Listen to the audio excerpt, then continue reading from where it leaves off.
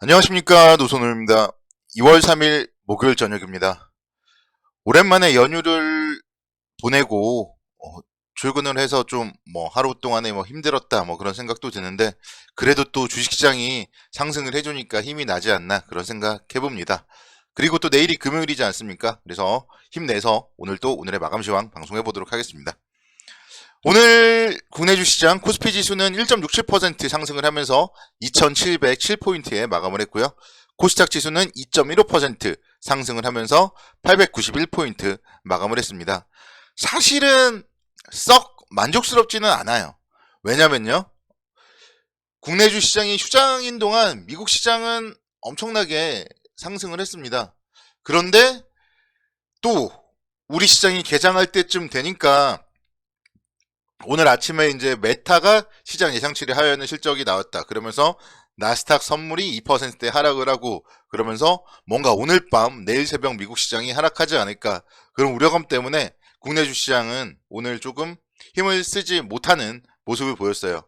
그래서 조금 아쉬운 모습이지만, 만약에 여기서 미국 시장이 하락을 하지 않는다면 내일은 좀 오늘보다 더 나은 모습을 보여줄 것이라는 기대감, 그리고 또 오늘 밤 내일 새벽에 미국 시장이 하락을 하더라도 오늘 우리 시장은 이미 그거를 선반영하고 상승을 하지 못했기 때문에 내일 좀 괜찮지 않을까, 그런 기대감도 가져봅니다.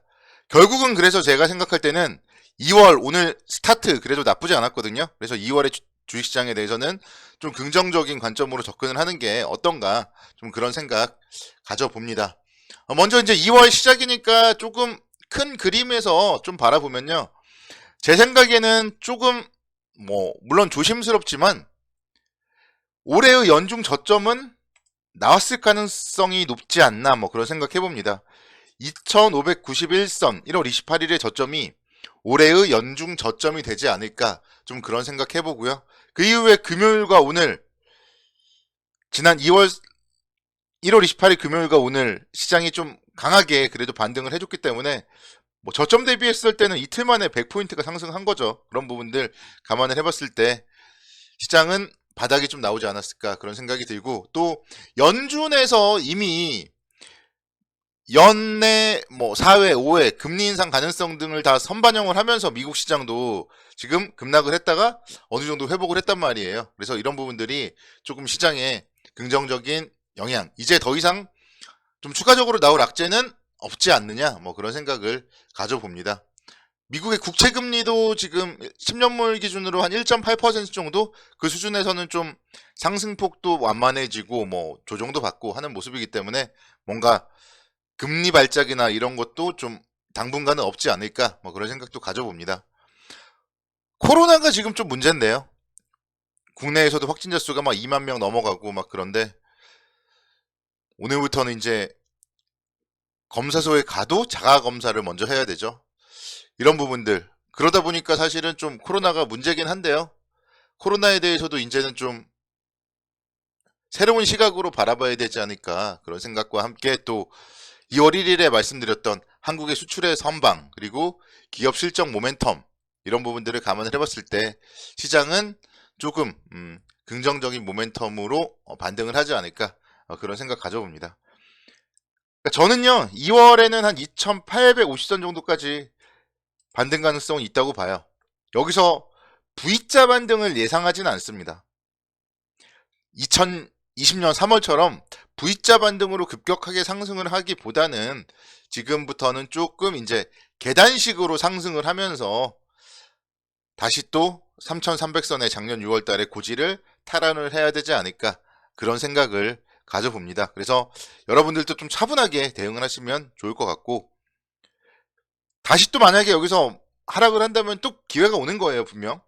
2591포인트와 쌍바닥을 형성한다면 그때는 분명 기회죠. 그래서 쌍바닥을 형성할 때 매수, 또는 한 2800선 정도까지, 사실은 오늘 원래 미국 시장을 제대로 반영했다면 한 2800선 정도까지는 올랐어야 되긴 해요.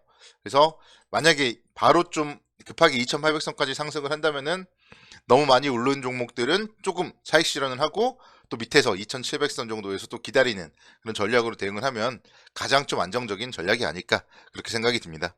수급 쪽으로 보면은 오늘 외국인들이 그래도 매수를 했죠. 839억 정도 외국인들의 순매수가 유입되었습니다. 그래서 외국인과 기관의 쌍끌이 매수. 반면에 이제 개인 투자자들은 미국 시장 하락에 대한 우려감이 워낙 크다 보니까 오늘 올릴 때 좀 차익 실현하자 그런 심리가 강했습니다. 그래서 외국인들의 매수 이런 부분들을 긍정적인 관점으로 접근을 하자 이렇게 좀 말씀을 드리도록 하겠습니다.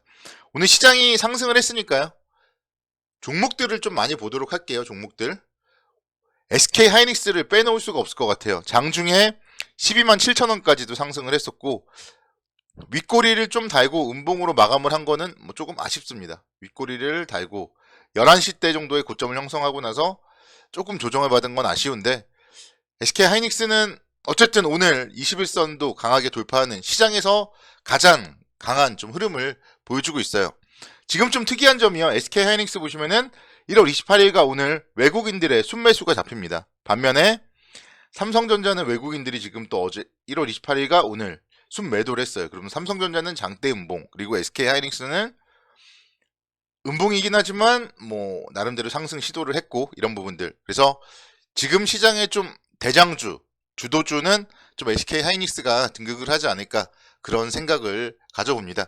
SK 하이닉스에 대해서 제가 수출 관련해서도 말씀을 드렸고 뭐 여러 가지 긍정적인 얘기들 지난번에도 말씀을 드렸었죠. 배당에 대한 부분, 주주 환원 정책에 대한 기대감 이런 부분들도 충분히 긍정적인 영향을 미칠 것이다. 그래서 제가 봤을 때는 하이닉스는 이 시장이 상승을 한다면은 뭐 충분히 다시 한번 15만 원대까지는 좀 올라갈 가능성이 높지 않나 그런 생각 가져보고 조정 보인다면은 관심 있게 계속적으로 좀 지켜봐야 되지 않나 그런 생각 해봅니다. 오늘은 LG 에너지 솔루션이 상장 이후에 처음으로 반등을 했어요. 6%대 반등을 하면서 47만 7천 원대까지 움직임 기록을 했습니다. GM과 전기차 배터리 합착 공장을 짓는 이런 부분들이 이제 뉴스로서 나왔고 또 독일의 전기차에 110만 대분의 수산화 리튬을 조달했다. 이런 부분들이 오늘 좀 호재로서 작용을 했습니다. 주가의 움직임도 이제 기대감이 개장 이후에 상장 이후에 시가에 반영이 되고 나서 이틀 조정을 받았고 오늘 좀 반등을 했는데요. LG 에너지 솔루션을 만약에 보유하고 계신 분들이라면요.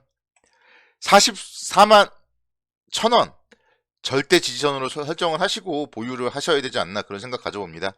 그러니까 이 종목이 만약에 44만 1,000원이 깨진다면은 또다시 뭔가 수급이나 이런 부분들의 불안 노출이 될 수 있거든요. 오늘 다행스럽게도 기관과 외국인의 쌍끌이 매수세였어요. 그래서 이런 부분들이 수급적으로 긍정적이라면은 뭐 더 갈 수도 있고 뭐 보유할 수 있겠지만 만약에 44만 1,000원마저도 깨진다면은 좀 리스크 관리가 필요하다. 이 점을 기술적으로 말씀을 드리고 싶습니다. 자, LX 인터내셔널도 오늘 5%대 강세를 보이면서 25,650원대까지 기록을 했습니다.